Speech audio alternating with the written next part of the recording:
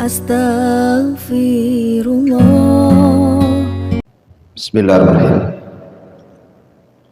Assalamualaikum warahmatullahi wabarakatuh. Alhamdulillah, wassalatu wassalamu ala rasulillah wa ala alihi wa sahbihi wa mawalah, wa la hawla wa la quwata illa billahi wa ba'du. Alhamdulillah, di sore hari ini kita bisa duduk untuk bertolak ilmi dan kita bisa melanjutkan kajian kita masih membahas kitab Umdatul Ahkam dan masuk pada bab sholat al-khusuf. Bab bicara tentang sholat gerhana. Di sini arah mencantumkan 4 dalil yang bicara tentang fikih daripada khusuf ataupun khusuf. Kita baca di sana. An Aisyah radhiyallahu anha anna syamsa khasafat ala ahdi Rasulillah sallallahu alaihi wasallam. Faba'atha munadiyan yunadi as-salatu jami'ah fajtama wa taqaddama fakabbara wa shalla 4 raka'atin fi rak'ataini wa 4 sajadatin. Dari Aisyah ummul mukminin radhiyallahu anha, sesungguhnya matahari pernah terjadi gerhana di zaman Nabi Sallallahu Alaihi Wasallam. Maka kemudian Rasul mengutus seseorang untuk memanggil manusia as-salatu jami'ah. Maka berkumpullah manusia. Kemudian Nabi Sallallahu Alaihi Wasallam maju dan bertakbir, kemudian sholat 4 rakaat. Pada setiap rakaat fi rak'ataini, pada 2 rakaat, dan juga 4 kali sujud. Kemudian hadis kedua dari Abi Mas'ud Uqbah ibn Amr al-Ansari al-Badri radhiyallahu anhu. Qala Rasulullah sallallahu alaihi wasallam, inna syamsa wal qamara ayatan min ayatillah yukhawwifu Allahu bihima ibadah wa innahuma la yankhasifani li mauti ahadin minan nas fa idza ra'aytum minha syai'an fasallu wa hatta yankashifa ma bikum. Bersabda Nabi Sallallahu Alaihi Wasallam, sesungguhnya matahari dan bulan keduanya adalah tanda dari tanda-tanda kuasa Allah. Allah hendak menakut-nakuti dengan keduanya hamba-hamba, dan tidaklah keduanya, maksudnya matahari dan bulan, digerhanakan karena kematian seseorang dari manusia. Apabila kalian melihat gerhana tersebut, maka sholatlah dan berdoalah sampai tersingkap gerhana itu kepada kalian. Baik. Bicara tentang gerhana dalam bahasa Arab itu ada 2 kata. Ada namanya khusuf, ada namanya kusuf. Jadi menggunakan kha khusuf, ada juga menggunakan kaf kusuf. Apa bedanya kusuf dengan khusuf? Kalau kusuf, ada yang mengatakan di sini khusus gerhana matahari, itu disebut kusuf. Tapi kalau gerhana bulan disebut khusuf. Itu bahasa Arabnya seperti itu. Dibedakan ya, khusuf dan khusuf.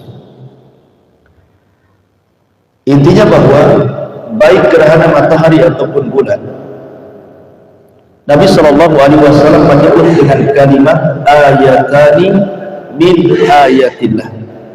Keduanya adalah tanda-tanda dari tanda-tanda kuasa Allah. Kalau kita melihat di zaman Nabi SAW, maka gerhana itu langka, jarang terjadi. Bisa 10 tahun sekali, bisa 15 tahun sekali, dan begitu seterusnya. Makanya sekali terjadi itu membuat ketakutan. Masalahnya jarang terjadi. Apalagi di zaman itu belum ada penerangan, belum ada listrik, sehingga kalau terjadi gerhana total itu betul-betul gelap. Lain di zaman sekarang ya, mau total nggak total ya tetap aja terang, mau listrik di mana-mana, di jalan-jalan, di gang-gang ada, kecuali orang yang tinggal di hutan baru merasakan takut. Sehingga Nabi SAW saat putranya meninggal, Ibrahim, putra daripada Maria Kintiah, itu terjadi gerhana matahari total. Kalau terjadi gerhana bulan ya wajar, namanya malam kan memang gelap. Tetapi ketika terjadi gerhana matahari berarti terjadi di siang hari, kemudian gelap total kan gitu, seolah-olah kemudian langit ini menggelapkan dunia. Itu yang membuat Rasul dan para sahabat ketakutan, karena jarang terjadi fenomena seperti itu. Saking ketakutannya Nabi SAW itu sampai kemudian lari ke masjid dan lupa membawa sesuatu yang harus dibawa. Begitulah orang takut, biasanya sudah melupakan segalanya. Dia tidak peduli dengan barang-barang yang harus dibawa, tidak dibawa jadi, karena takut gitu ya. Kemudian Nabi SAW memerintahkan sahabat untuk berteriak, as-salatu jami'ah. Kalimat as-salatu jami'ah ini adalah kalimat yang biasa digunakan Rasul kalau ada sesuatu yang sangat penting. Berarti kalau ada sesuatu yang sangat penting menghajatkan manusia berkumpul, maka Rasul biasanya memanggil manusia dengan sebutan as-salatu jami'ah. Nanti manusia itu kumpul dari mana-mana. Lah saat terjadi gerhana itu yang dipanggil, sehingga semua sahabat ketakutan akhirnya lari menuju Masjid Nabawi. Maka Nabi SAW kemudian menjelaskan, setelah Rasul sholat kemudian berkhutbah, maka dalam khutbahnya Rasul menjelaskan bahwa gerhana bukan karena kematian putranya Ibrahim, bukan pula karena lahirnya seseorang yang sangat besar, tetapi keduanya adalah kuasa Allah yang merupakan tanda dari tanda-tanda kebesaran Allah Subhanahu wa ta'ala. Di sini Nabi SAW ingin membenarkan akidahnya para sahabat, karena salah satu keyakinan orang-orang jahiliyah, sebagian mereka masih terpengaruh dengan keyakinan-keyakinan tentang bahwa bintang itu memiliki pengaruh. Makanya kenapa Nabi SAW pernah bersabda bahwa di antara umatnya ada yang di pagi hari dia beriman, di sore hari dia kufur.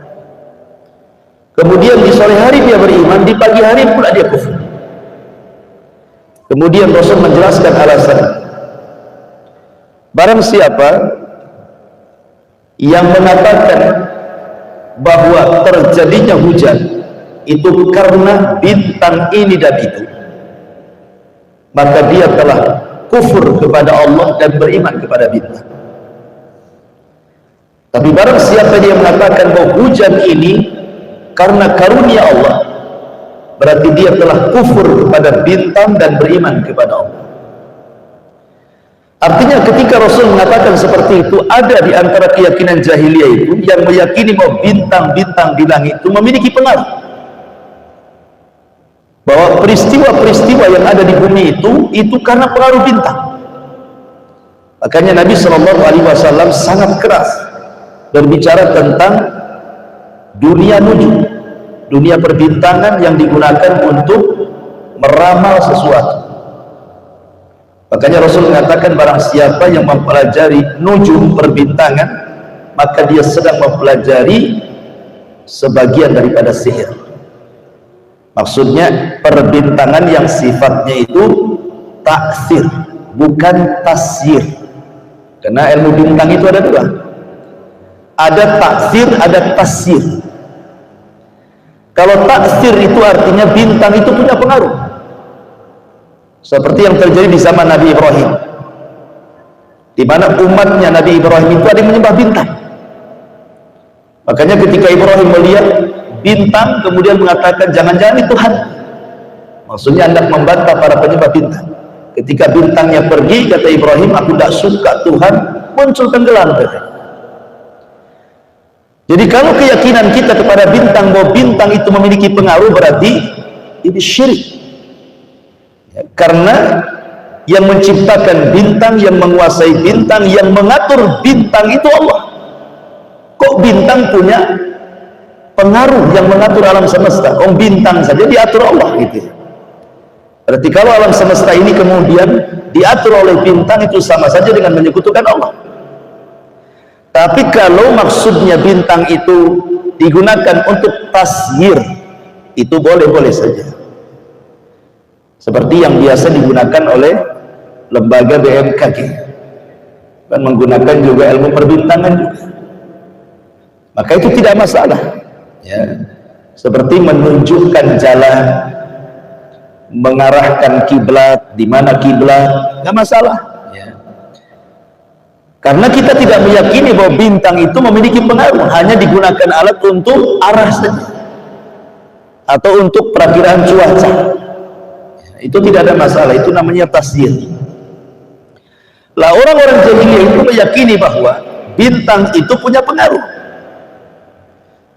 sehingga apabila terjadi gerhana atau gugusan bintang, meteor-meteor yang jatuh itu, mereka menganggap ada peristiwa besar di bumi itu.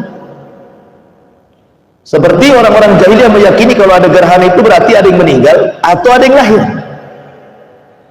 Maka Nabi SAW menjelaskan bukan bahwa gerhana ini bukan karena kematian, bukan pula karena lahirnya seseorang, tapi gerhana ini sebuah tanda-tanda dari tanda-tanda kebesaran Allah. Untuk apa? Di sini syahidnya, untuk menakut-nakuti hamba-hambanya. Makanya Rasulullah SAW di sini mengatakan bahwa inna syamsa wal qamara ayatani min ayatillah yukhawwifullahu bihima ibadah. Gerhana itu, baik bulan ataupun matahari, keduanya adalah tanda-tanda kebesaran Allah untuk menakut-nakuti hamba-hambanya.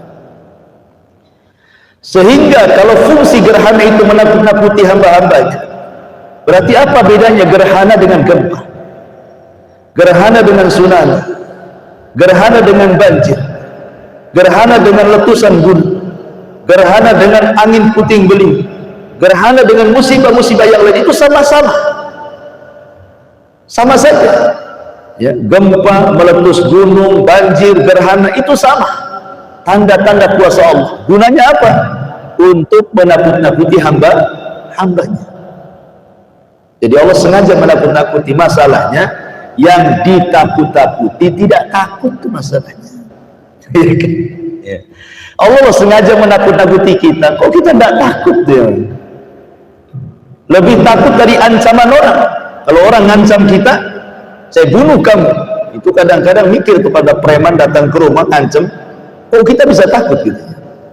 Tapi yang menciptakan preman nakut-nakuti kok tidak takut pula.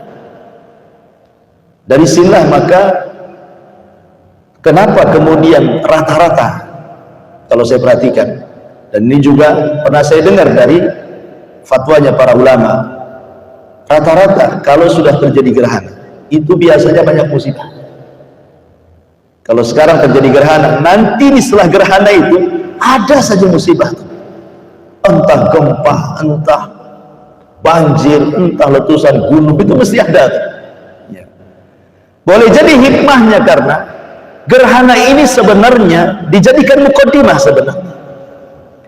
Kalau seandainya ketika terjadi gerhana itu hamba-hamba Allah itu takut, kemudian bertobat kepada Allah Subhanahu wa taala, yang tadinya malas salat jadi salat, malas istighfar jadi istighfar, malas sedekah jadi sedekah, dan begitu seterusnya, maka Allah Subhanahu wa taala akan berkahi sebuah kaum yang mereka istighfar kepada Allah. Tapi kalau seandainya setelah gerhana tanda-tanda ini muncul, kok manusia ditakut-takuti? Tidak takut, ya wajar saja. Allah kirimkan bencana yang lebih besar dibandingkan gerhana. Makanya selalu habis gerhana itu ada saja musibah-musibah. Boleh jadi karena yang ditakut-takuti tidak takut. Makanya Allah kirim dengan tanda-tanda kebesaran yang jauh lebih besar, lebih bahaya dibandingkan gerhana. Ma'asyiral muslimin yang dimuliakan Allah Subhanahu wa taala. Saya pernah terbaca dan saya tulis di sini tentang penelitian NASA mulai dari tahun 2011. Ketika tahun 2011 kata NASA itu terjadi 4 gerhana, 2 matahari dan 2 bulan. Kemudian pada tahun 2012 itu pun sama, terjadi 4 kali gerhana. Kemudian 2013 terjadi 1 gerhana matahari, 3 kali gerhana bulan.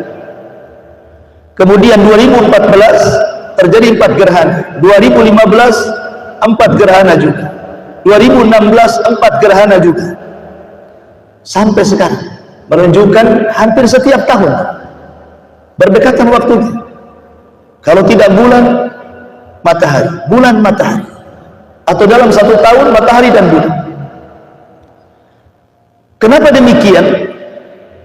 Maka kalau kita melihat hadis-hadis tentang akhir zaman, hadis-hadis tentang akhir zaman, maka Nabi Shallallahu Alaihi Wasallam pernah mengatakan bahwa di antara tanda-tanda kiamat adalah khasfun bil masr, wa khasfun bil maghrib, wa khasfun bi jaziratil ard. Kalimat khasfun ini kalau diarahkan ke langit maknanya gerhana, maka ada istilah salat khusuf. Tapi kalau diarahkan ke bumi maknanya gempa. Jadi kalimat khusuf itu kalau diarahkan ke bumi berarti dimaknai gempa, banyak gempa. Tapi kalau diarahkan ke langit maknanya banyak gerhana. Dan ini tanda dari tanda-tanda akhir zaman. Ya, mendekati kiamat itu akan banyak gerhana. Dan itu sudah kita saksikan karena hampir tiap tahun gerhana itu. Ya. Berarti di sini menunjukkan bahwa dengan banyaknya gerhana berarti telah muncul tanda-tanda kiamat yang mendekati kiamat atau mendekati tanda-tanda kiamat besar. Karena nanti bukan hanya digerhanakan saat kiamat, tapi matahari dan bulan akan digelapkan kemudian akan dijadikan satu. Itulah gerhana yang betul-betul gerhana, di mana gerhana bulan dan matahari akan dijadikan satu. Makanya Allah mengatakan wa jumi'asy syamsu wal qamar. Pada hari kiamat Allah akan kumpulkan jadi satu matahari dan bulan. Itu betul-betul 2 gerhana dijadikan satu. Kalau itu sudah terjadi, itulah kiamat besar. Jadi gerhana ini mengantarkan kepada gerhana yang lebih besar, kiamat. Baik. Sebelum saya jelaskan kepada fikihnya tentang fikih salat, ada hikmah di balik gerhana ini. Jangan sampai kemudian apabila kita menyaksikan gerhana, kita tidak mengambil hikmah, ibrah, pelajaran pada gerhana ini. Karena gerhana ini akan senantiasa ada, hampir setiap tahun akan lewat. Bahkan sebelum terjadi gerhana kita sudah tahu akan terjadi gerhana tahun depan dengan melihat penanggalan kan itu. Bisa sudah diprediksi itu tahun depan akan terjadi gerhana, sudah bisa diprediksi sekarang. Artinya gerhana itu akan terus berjalan. Tetapi yang paling penting, janganlah kemudian menjadikan gerhana ini hanya sekedar peristiwa alam semata, tidak. Tetapi lebih daripada itu, ada pelajaran besar dari gerhana baik matahari dan bulan itu. Apa pelajarannya? Yang pertama, pelajaran terjadinya gerhana, bahwa kita diingatkan di alam semesta ini bahwa ada Rabb yang mengatur alam semesta. Berarti ditanamkan tauhid di sini, bahwa alam semesta ini ada yang mengatur.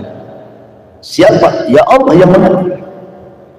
Dialah yang menciptakan langit, dialah yang menciptakan bumi, dia pula yang menciptakan matahari, dia pula yang menciptakan bulan, bintang, galaksi dan yang semacamnya. Dan Allah yang mengatur semuanya. Makin yakin bahwa ada Rabb yang mengatur alam semesta ini, termasuk ada Rabb yang menggerhanakan bulan dan juga menggerhanakan matahari. Berarti ditanamkan tauhid dalam dada kita, bahwa di sana ada Rabbul Kaun, Rabb yang mengatur alam semesta. Artinya di sini zuhuru al-qadari fit tasarruf. Allah sengaja menampakkan kekuasaannya di dalam pengaturannya. Karena kalau seandainya Allah mampu, setelah terjadi gerhana total kemudian Allah gelapkan langit ini, bisa saja Allah tidak akan munculkan lagi matahari sampai kiamat. Atau sebaliknya, bisa saja Allah tidak akan munculkan bulan sampai kiamat. Dan kalau itu terjadi, siapa yang bisa mendatangkan cahaya selain daripada Allah Subhanahu wa ta'ala? Sebagaimana Allah mengatakan, "Qul ara'aytum in ja'ala 'alaikumul laila sarmada." Allah mengatakan, bagaimana pendapat kalian kalau seandainya Allah gelapkan malam ini dan tidak pernah terang sampai kiamat? Siapa yang bisa mendatangkan cahaya? Kecuali Allah Subhanahu wa ta'ala. PLN mana yang sanggup menerangi bumi sampai kiamat? Tidak ada. Ya. PLN ini hanya menerangi malam saja. Kalau siang malam diterangi, nggak ada angkat tangan tuh PLN. Makanya Allah bantu dengan matahari yang bisa menerangi sampai ke goa-goa, lubang-lubang, ke kamar-kamar, tanpa harus ada cahaya listrik pun sudah terang. Seandainya Allah gelapkan sampai kiamat, siapa yang bisa mendapatkan cahaya? Tidak ada yang bisa. Makanya di sini ditanamkan tauhid. Yang kedua, kata para ulama, bahwa hikmah gerhana itu, Allah Subhanahu wa ta'ala hendak menakut-nakuti, dan sudah saya jelaskan tadi, liyukhawwifu bihi ibadah. Ketika Allah Subhanahu wa ta'ala berfirman, wa ma nursilu bil ayati illa takhwifa, wa ma nursilu bil ayati illa takhwifa, tidaklah kami utus tanda-tanda kebesaranku, kata Allah, kecuali untuk menakut-nakuti. Abdullah bin Mas'ud radhiyallahu anhu, ketika terjadi gempa di Kufah di zaman dia, maka Abdullah bin Mas'ud radhiyallahu anhu mengatakan di hadapan manusia, ingatlah bahwa gempa ini tanda kuasa Allah, fa'tabiru biha, ambil pelajaran dari gempa ini. Karena gempa ini tidaklah digempakan kecuali karena ulah tangan kalian. Pernyataan Abdullah bin Mas'ud persis seperti pernyataan Umar bin Khattab. Jadi di Madinah, di zaman Khalifah Umar itu pernah terjadi lini gempa, tapi skalanya rendah. Dan itu belum pernah terjadi di zaman Rasul, hanya pernah terjadi di zaman Umar. Gempa di kota Madinah, tapi gempa yang rendah. Tapi itu sudah membuat Umar ketakutan. Sahabat juga ketakutan. Sampai Umar radhiyallahu mengatakan, terjadinya gempa ini karena dosa-dosa kalian. Kalau sampai terulang lagi gempa kedua kalinya, aku tidak akan seatap dengan kalian gitu. Aku akan pergi dari kota Madinah. Dari sini menunjukkan bahwa setiap musibah itu bukan sekedar peristiwa alam. Sebagaimana sebagian orang mengatakan terjadinya gempa itu kan karena lempengan geser lah gitu ya, entah karena apa gitu ya. Padahal bukan hanya semata-mata itu, ada penyebab yang lebih besar dibandingkan itu. Apa? Ya dosa-dosa kita yang dilakukan. Karena tidak mungkin Allah Subhanahu wa ta'ala mengadab sebuah kaum kalau kaum itu adalah kaum yang bertobat kepada Allah kan? Wa ma kunna mu'adzibin. Tidaklah kami mengadab sebuah kaum wa hum yastaghfirun, sementara mereka kaum yang suka istighfar. Itu Allah yang mengatakan dalam Quran. Maknanya ketika mereka meninggalkan istighfar, tobat kepada Allah, ya sudah wajar Allah kirimkan azab. Kemudian yang ketiga, di antara hikmahnya adalah di mana Allah Subhanahu wa taala liyuran nas, agar manusia melihat an-mudajan lima sayakunu yaumal qiyamah, supaya manusia melihat bahwa gerhana ini, di mana digelapkan semuanya alam semesta ini, diingatkan bahwa akan terjadi gerhana yang jauh lebih dahsyat dibandingkan ini. Kapan? Apabila terjadi kiamat. Jadi kalau kita ini menghadapi gerhana, maka ingatlah kiamat, gitu maksudnya. Gimana ini? Baru gerhana saja sudah sedemikian rupa, gimana kalau kiamat, gitu maksudnya. Makanya orang-orang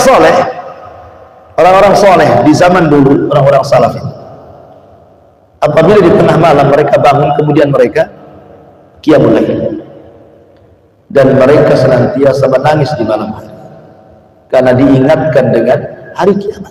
Jadi gelapnya malam itu diingatkan kepada kiamat. Makanya orang-orang soleh mereka tidak pernah tidur di malam hari, dan apabila kemudian terbit fajar mereka senang karena diingatkan dengan soleh. Begitulah orang-orang salaf zaman dulu. Ya, jadi kegelapan itu mengingatkan mereka ke dalam kiamat yang akan datang. Maka gerhana juga sama. Kemudian juga Nabi SAW ketika terjadi gerhana, faedahnya ada. Nabi SAW ingin meluruskan akidah umat. Karena ada sebagian akidah umat itu yang percaya dengan bintang. Seperti di zaman kita ini masih ada juga yang percaya nasib mereka itu dinasibkan kepada bintang, kan itu, dengan membuat ramalan-ramalan bintang tertentu untuk menentukan perjodohan, untuk menentukan ekonomi, nasib, dan begitu seterusnya. Maka Nabi SAW ingatkan tuh ketika terjadi gerhana, gerhana itu bukan karena lahirnya orang, bukan pula karena matinya orang, tapi gerhana itu tanda kuasa Allah untuk menakut-nakuti kalian, kata Rasulullah. Rasul ingin meluruskan akidah orang-orang jahiliyah. Jadi gerhana itu hanya untuk meluruskan akidah. Jangan sampai percaya dengan bintang, bahwa bintang itu ada yang mengatur Allah Subhanahu wa ta'ala. Makanya kalau kita lihat di dalam Al-Quran, Allah Subhanahu wa ta'ala katakan, la tasjudu lisyamsi wala lil qamar wasjudu lillahi alladhi khalaqahunna in kuntum iyyahu ta'budun. Janganlah kalian sujud kepada matahari, janganlah kalian sujud kepada bulan, tapi sujudlah kepada yang menciptakan keduanya. Siapa yang menciptakan keduanya? Allah. Matahari, bulan itu makhluk dari makhluk-makhluk Allah, maka jangan jadikan Tuhan. Maka di sini juga Nabi SAW memberikan hikmah bahwa terjadinya gerhana itu dalam rangka meluruskan akidah bahwa matahari dan bulan itu hanya sekedar makhluk.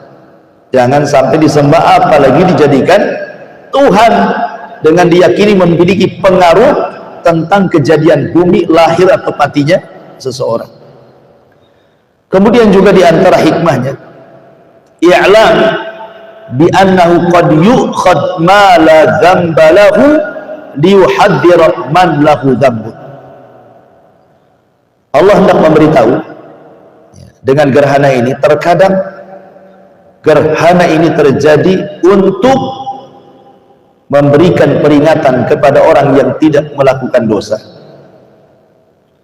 Terkadang orang-orang yang tidak melakukan dosa diperingatkan oleh Allah Azza wa Jalla, dan orang yang melakukan dosa lebih diperingatkan lagi. Kalau terjadi musibah itu kan ada dua, bisa dalam bentuk ukubah, bisa dalam bentuk tahdzir, peringatan. Jadi bisa dalam bentuk hukuman, bisa dalam bentuk tahdzir, peringatan. Kalau musibah itu mengenai orang-orang fasik, memang ahli maksiat, berarti itu dalam bentuk hukuman. Allah sedang menghukum mereka di dunia sebelum akhirat. Tapi kalau dalam mengenai orang-orang yang beriman, berarti bentuknya tahdzir. Tahdzir itu peringatan. Allah sedang memperingatkan tuh. Walaupun kalian ahli sholat, walaupun kalian ahli zakat, ahli puasa, Allah peringatkan kepada orang-orang yang ahli beribadah kepada Allah Azza wa Jalla bahwa kebaikan itu jangan dikonsumsi sendiri, tetapi ajak juga manusia. Sebab kalau seandainya ada orang baik di tengah-tengah orang jahat, kemudian orang baik ini diam saja, dia baik untuk diri sendiri dan tidak mengajak orang lain, maka kalau Allah timpakan sebuah musibah, jangan salahkan Allah kalau yang kena bukan hanya orang zalim saja, orang baik pun terkena imbasnya. Itulah pentingnya mengingkari sebuah kemungkaran, supaya kalau Allah turunkan fitnah itu, kita ini selamat dari fitnah itu, karena kita sudah memperingati manusia. Di sini Allah mengatakan, wattaqu fitnatal la tusibanna alladzina zalamu minkum khas. Takutlah kepada fitnah yang kalau Allah turunkan itu bukan terkena orang-orang zalim saja, tapi orang baik pun terkena imbasnya. Lah gerhana ini menjadi sebuah peringatan bagi orang-orang yang beriman dan sinyal azab bagi orang-orang kafir. Makanya sering saya katakan tadi bahwa habis gerhana biasanya setiap tahun ada saja. Ingat tsunami Aceh, itu kan dilalui dengan gerhana sebelum datang tsunami, kan gitu. Sekarang pun sama, kemarin gerhana, tahu-tahu ada gempa, tahu-tahu ada letupan gunung, tahu-tahu ada begini. Tidak Ustaz, itu budaya akhir tahun biasanya. Bukan, kan? Karena tidak semua akhir tahun ada bencana, kan begitu. Ada orang yang mengatakan, nah itu sudah memang begitulah, itu kodratnya itu. Kalau sudah akhir tahun banyak bencana katanya, kan. Bukan, akhir tahun tidak bisa disalahkan. Terjadinya letupan gunung, gempa, banjir dan begitu seterusnya, sekali lagi ini ulah manusia. Kalau manusia ini mereka taat kepada Allah Azza wa Jalla, tidak mungkin Allah menimpakan azab sedemikian rupa.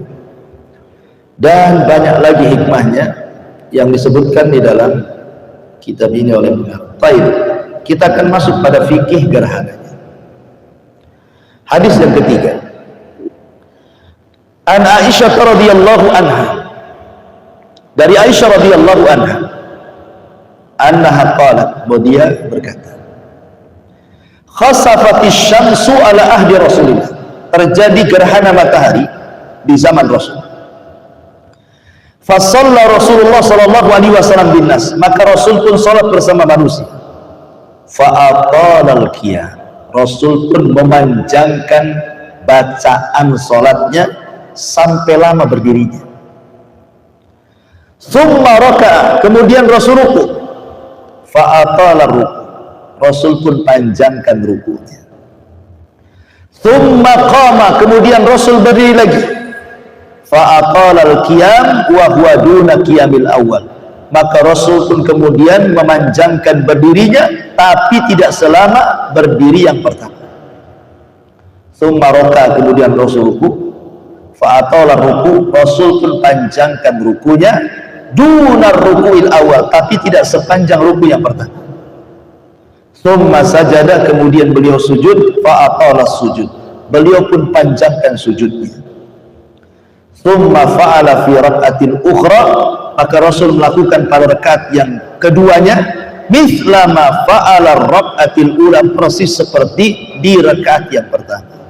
Artinya setiap rakaat ada 2 ruku dan 2 berdiri. Ya, jadi kalau saya praktekkan salat gerhana itu Allahu Akbar, kemudian baca iftitah, kemudian baca Fatihah, kemudian baca surat yang panjang sekali, kemudian ruku, dipanjangkan ruku.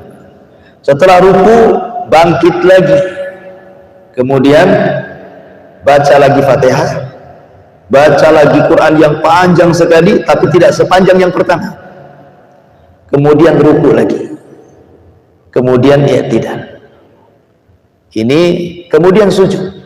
Inilah 1 rakaat. Ya, berarti 1 rakaat ada 2 ruku, ada 2 berdiri. Ya. Kemudian setelah sujud bangkit lagi.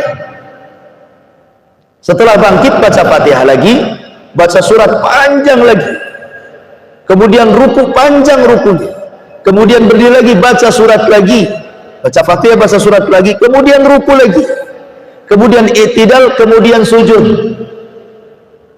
2 kali sujud, kemudian tasyahud akhir, kemudian salam. Begitulah salat gerhana sifatnya.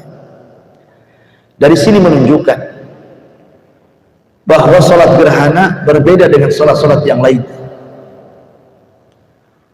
Ketika para sahabat melihat kok beda salat, mereka ketakutan. Karena Nabi SAW itu panjang bacaannya, panjang rukunya, panjang sujudnya. Kok bentuk sholatnya seperti itu?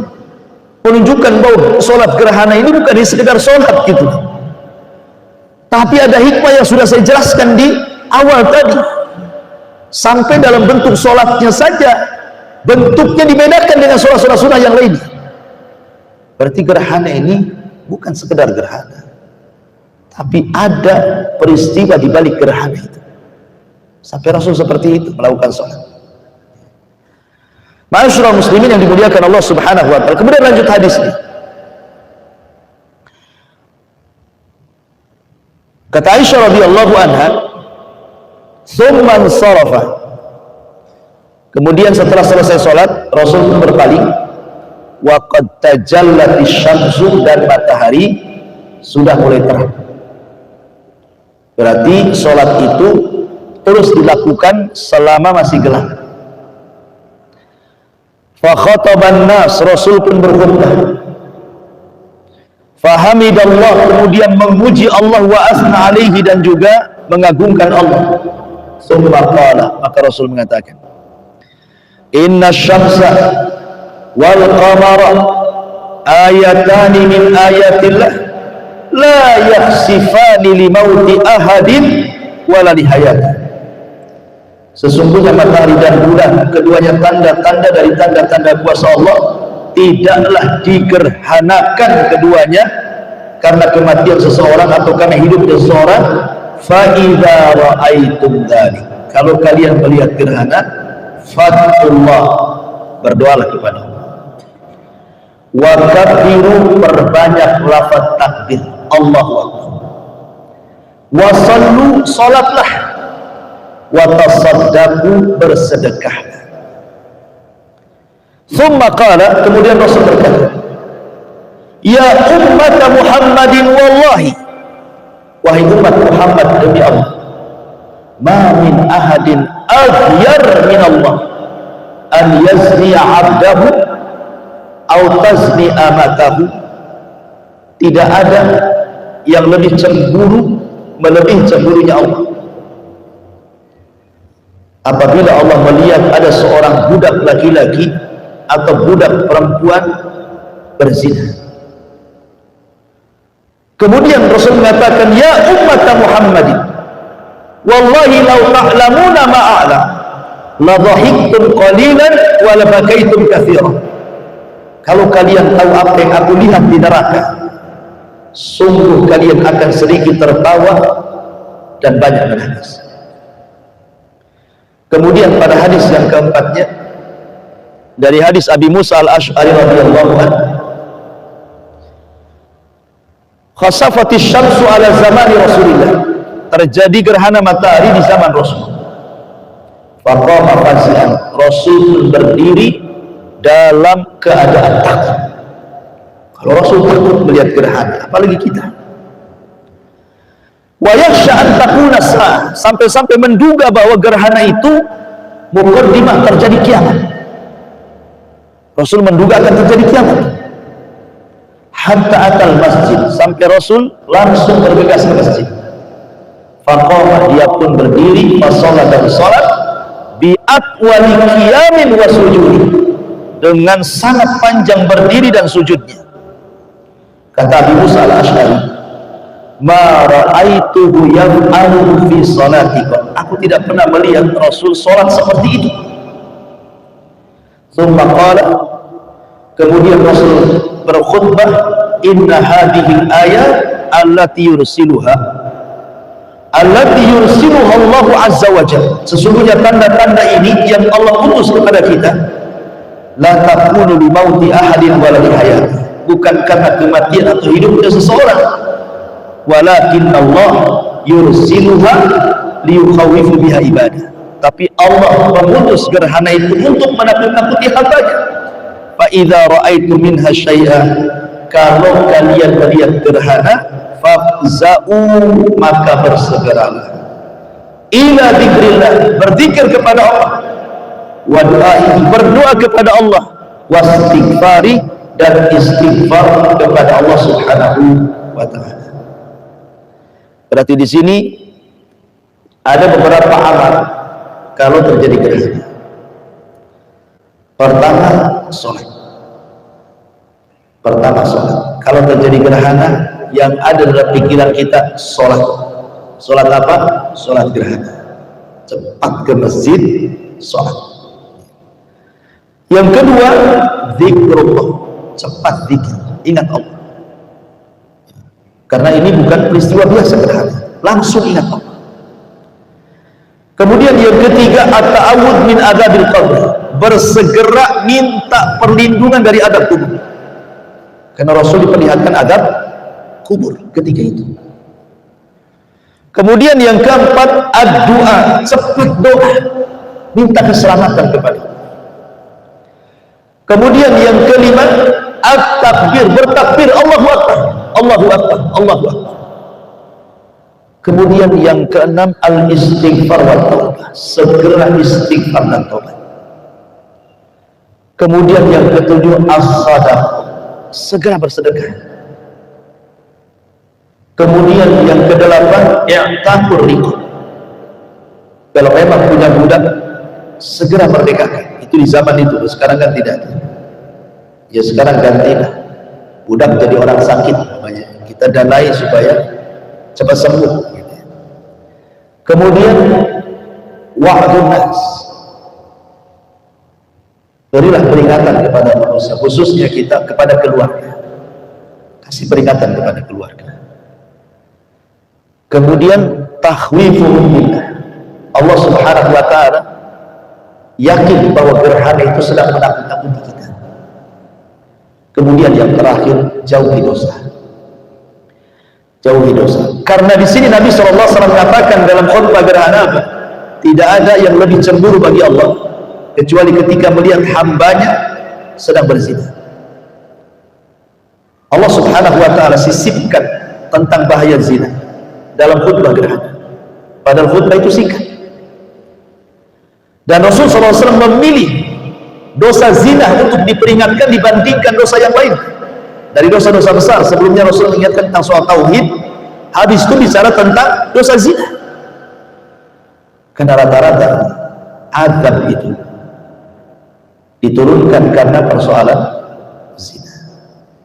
Dalam sebuah hadis Rasul mengatakan, umat ini akan senantiasa ditimpa 3 perkara di akhir zaman: khasfun wa masfun wa qadfun, kata Rasul. Khasfun, banyaknya gerhana atau banyaknya gempa. qadfun, hujan yang bisa menghancurkan dan tidak membawa rahmat. Hujan deras akhirnya banjir di mana-mana. Kalau zaman dulu kan hujan batu di zaman kaum Lut gitu ya. Kemudian qadfun, dirubahnya watak manusia menjadi watak binatang. Kata Rasul, 3 sifat ini akan terus terjadi pada umat ini. Aisyah bertanya, kapan itu terjadinya wahai Rasul?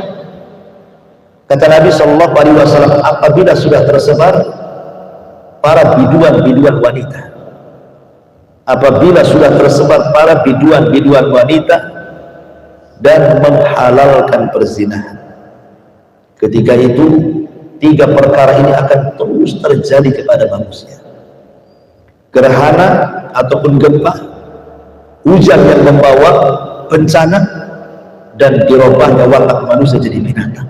Ya, bentuknya manusia tapi wataknya watak binatang. Dan itu sudah banyak manusia tidak punya perasaan, kan? Memburu seenaknya, merampas harta seenaknya, mencaci maki seenaknya, itu kan watak binatang ya. Dan Rasul memberikan alasan kapan itu terjadi, kalau sudah banyak biduan wanita yang mengarahkan kepada perzinahan. Itulah baru terjadi 3 perkara ini.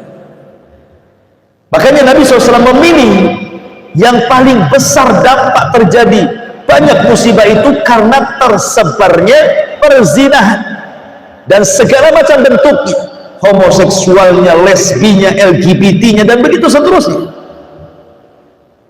Makanya saya senang juga lihat YouTube itu, pemerintah buat pengesahan undang-undang yang melakukan hubungan kumpul kebo, katanya di penjara setahun, kan mantap. Ya mudah-mudahan terrealisasi kan itu ya, untuk juga menyedikitkan penyakit masyarakat. Karena Rasul yang mengatakan kepada orang-orang muhajirin, ya ayyuhal muhajirin, khamsun, 5 perkara jangan terkena kalian, kata Rasul. Kalau sampai terkena kalian, a'udzubillah, aku berlindung kepada Allah, kata Rasulullah. Salah satunya Rasul mengatakan, malam tadharil fahishatu fi qaumin, ketika perzinahan sudah merajalela dan terang-terangan. Bukan hanya merajalela, terang-terangan lagi. Di zaman Rasul bukan tidak ada orang berzina, ada, tapi tidak ada yang terang-terangan, bahkan tidak ada yang tahu, karena aib gitu ya. Di zaman itu maksiat itu aib, di zaman sekarang ini bukan aib lagi.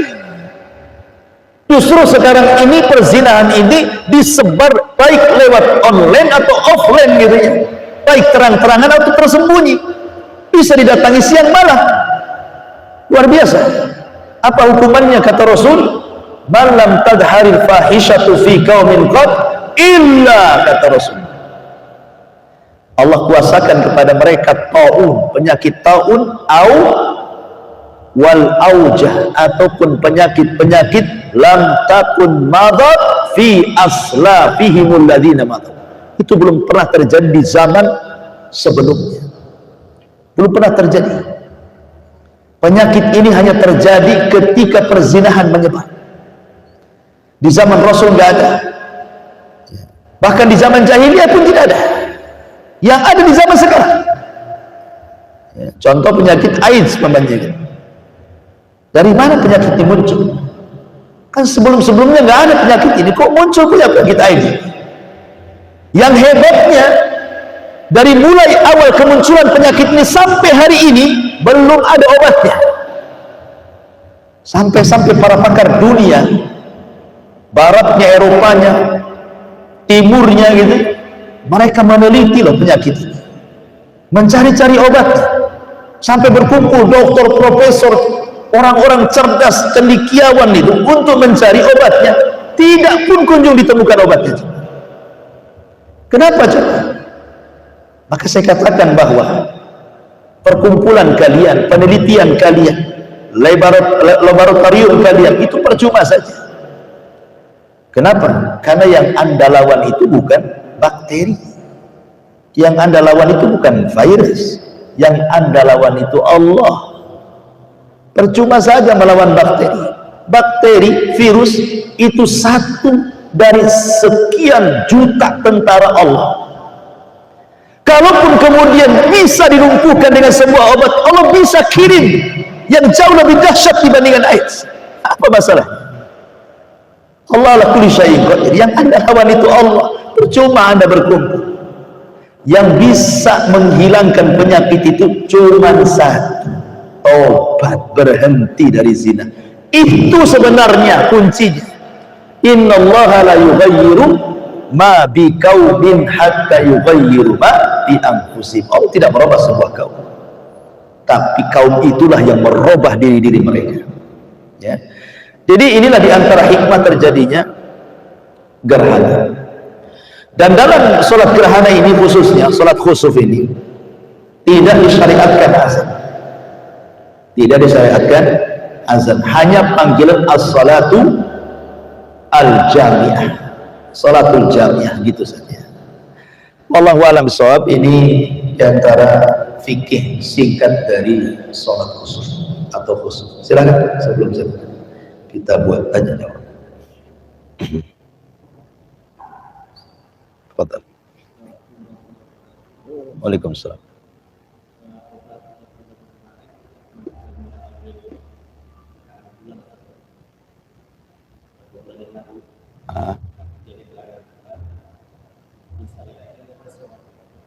Boleh.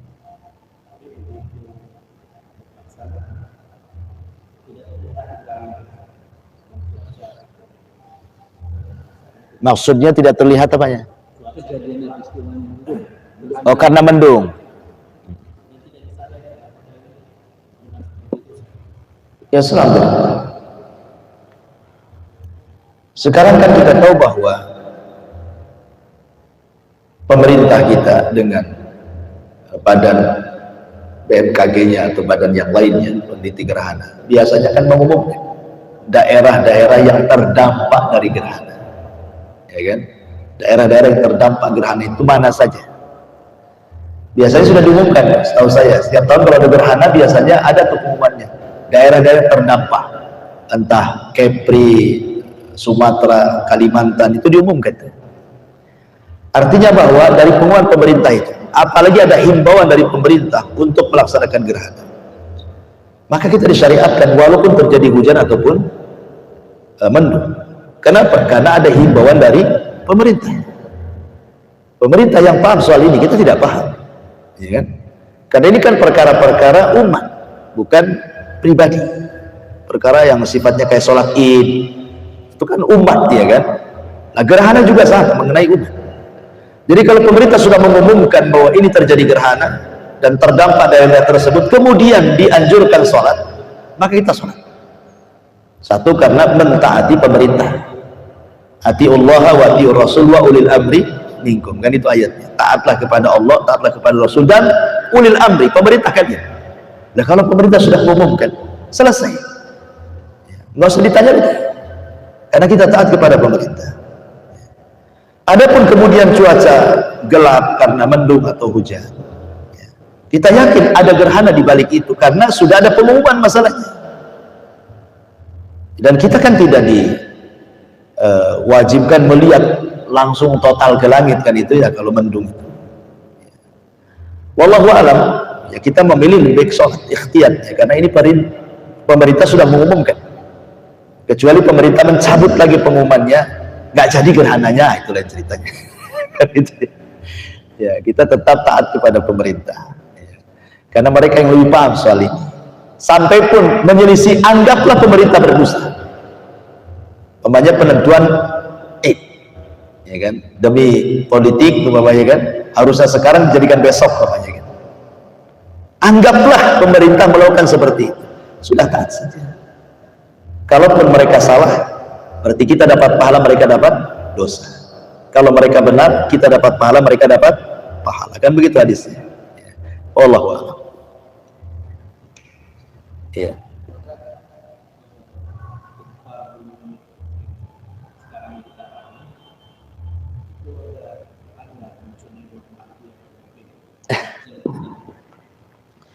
Ya, alhamdulillah. Apakah gempa bumi ini tanda kemunculan Al-Mahdi? Ya, gempa itu tanda yang paling tampak munculnya Imam Mahdi, tapi di sebuah tempat namanya Baidah antara Mekah dan Syam, bukan Sukabumi. Nggak nyambung gitu ya. Dan gempa yang menunjukkan tanda paling zahir munculnya Imam Mahdi itu karena sebabnya apa? Karena Imam Mahdi mau dibunuh oleh tentara Syam yang tidak terima ada pembaiatan. Jadi datang tentara dari Syam mendengar bahwa ada di Mekah orang ngaku Imam Mahdi, gak terima tentara yang di sana. Maka mereka mengirim pasukan untuk membunuh Imam Mahdi. Kemudian di antara Syam dan Mekah ada namanya Baidah. Disitulah mereka digempakan, kemudian dimasukkan ke perut bumi. Bukan hanya tentara yang akan menyerang Imam Mahdi, orang yang lalu lalang mau ke pasar, jalan, ikut juga masuk dalam gempa itu. Sehingga Aisyah bertanya kepada Rasul, kalau tentara yang tenggelamkan ke bumi itu diadab wajar karena mereka hendak menyerang Imam Mahdi. Lah orang yang lalu lalang di situ kok ikut korban masuk gempa itu, macam mana ceritanya? Maka Rasul mengatakan yub'atsuna yaumal qiyamah ala niyatihi. Maka mereka akan dibangkitkan pada hari kiamat sesuai dengan niat-niat mereka. Ya, niat mereka apa? Kalau niat mereka mau ke pasar kemudian gempa, ya nggak akan masuk pada azab. Ya, kebetulan saja lewat gempa akhirnya karena pula imbasnya gitu ya. Jadi gempa yang dimaksud tanda alamat zahir munculnya Imam Mahdi ini maksudnya gempa yang ada di Baidah, bukan di Sukabumi, bukan pula di Jawa Barat. Tidak ada hubung kait. Ya, nggak ada hubung kait. Tetapi kalau gempa itu tanda-tanda kiamat kecil, ya, tanda-tanda kiamat kecil. Karena gempa ini mengingatkan kepada gempa yang jauh lebih besar daripada itu. Idza zulzilatil ardu zilzalah. Apabila bumi digempakan semuanya. Di mukadimah dengan gempa-gempa kecil ini untuk mengarahkan kepada gempa yang besar. Makanya sering saya katakan tadi, janganlah menilai sebuah gempa itu dilihat dari kejadian alam saja. Ini kan kejadian alam. Sehingga kalau itu yang ditanamkan mindsetnya, ini akan mengarahkan kepada dosa besar, merasa aman dari makar Allah. Ketika keyakinannya seperti itu, berarti kita aman dari makar Allah jadinya. Itu kan fenomena alam saja. Ya, tenang-tenang saja jadinya kan. Nggak ada perubahan ibadahnya, nggak ada perubahan akhlaknya, nggak ada perubahan ketaatannya. Ya karena biasa ini fenomena alam. Apa yang terjadi? Nggak begitu. Kalau hanya sebatas itu dikhawatirkan bukan hanya sekedar aman dari makar Allah, akhirnya apa? Tertipu pula dengan makar Allah. Maksiat sesukanya jadi. Ya, jadi ini kita katakan kalau kita orang beragama, maka kita yakin dengan firman Allah Subhanahu wa taala, ma asaba min musibatin fa bima kasabat aydikum wa ya'fu an katsir. Tidaklah musibah yang Allah timpakan itu kecuali karena ulah tangan kalian. Lihat penebangan pohon di hutan, ya, perataan bukit dan gunung, kemudian ladang-ladang tambang yang asal gali dan begitu seterusnya. Itu kan berdampak semua itu. Itu kan karena ulah kita semuanya. Itu yang nyata lah gitu ya, yang nggak ada urusannya dengan maksiat gitu ya, merusak alam. Itu saja berdampak bencana besar. Apalagi bicara soal maksiat kan gitu ya. Dan maksiat itu jangan dilihat kecil besarnya, tapi lihatlah siapa zat yang ada maksiati sebenarnya. Kalau kita kemudian terpancing dengan pembagian dosa, ini kan kecil saja, belum besar. Ya namanya dosa kecil pada dikumpul-kumpulkan besar juga kan gitu ya. Jangan melihat kepada pembagian dosa, lihatlah Anda sedang berbuat dosa kepada siapa, itu maksudnya. Ya, kepada Allah kan gitu. Dan Allah Maha Kuasa gitu. Allah bisa saja menurunkan adabnya sesuka dia. Wallahu a'lam. Iya. Itu apakah memang harus ada khutbahnya berjamaah atau perorangan sendiri seperti itu? Kayak tadi kan saya di suatu tempat tidak ada yang nyadain gitu. Iya. Sunnah muakkad itu hukum salat gerhana ada sunnah muakkad. dia bukan fardu kifayah. Kalau fardu kifayah, udahlah ada yang melaksanakan, selesailah saya. Itu fardu kifayah namanya. Tapi dia sunnah muakkad, menyerempet wajib. Artinya sunnah yang tidak pernah ditinggalkan Rasul itu disebut muakkad. Berarti kalau sudah dikatakan muakkad, semua orang disunnahkan untuk melakukannya selama dia ada hukum taklif. Semua kemana? Ya kumpul di masjid. Jadi sifat sholat gerhana itu berjamaah. Makanya ada panggilan as-shalatul jami'ah ini ganti daripada azan. Untuk apa? Menyuruh manusia datang. Berarti di sini menunjukkan jamaah. Karena ada panggilan datang. Sama dengan suara azan kan? Cuman beda dalam bentuk lafadznya. Ini dalam bentuk as-shalatul jami'ah gitu. Menunjukkan bahwa orang disuruh datang ke masjid. Suruh sholat bersama-sama. Berdoa bersama-sama. Ya. Tapi kalau seandainya Allah takdirkan memang di sebuah tempat itu tidak ada orang yang sholat jamaah, ya nggak masalah sholat sendiri. Karena khutbah dalam sholat kusuf itu bukan seperti khutbah Jumat kepada sholat Jumat. Nah, ya boleh sholat sendiri dengan kaifiyah seperti itu. Tapi afdalnya tetap berjamaah, ada imamnya, karena ada khutbahnya di situ. Khutbah ini untuk memperingatkan. Dan khutbahnya harus menyesuaikan dengan peristiwa dan kejadian. Jangan pula sholatnya sholat kusuf, khutbahnya khutbah politik. Khutbah politik pula kan itu. Pilih si anu. Karena si anu begini-begini. Nyambung. Ini gerhana bicara gerhana. Kadang-kadang seperti itu di masyarakat. Ini kadang-kadang gerhana khutbahnya politik pula. Ya sesuai dengan peristiwa. Supaya isi khutbah itu nakut-nakuti orang, ya supaya mereka tobat. Jadi gak masalah karena khutbah bukan terkait dengan sah dan tidaknya sholat khusus, tapi sebaiknya kan berjamaah. Wallah. Sudah? Ya saya kira cukup ya, sudah 6 batu aja juga. Subhanallah bihamdika. Asyhadu an la ilaha illa anta astaghfiruka wa atubu ilaik. Allahu ta'ala a'lam. Assalamualaikum warahmatullahi wabarakatuh.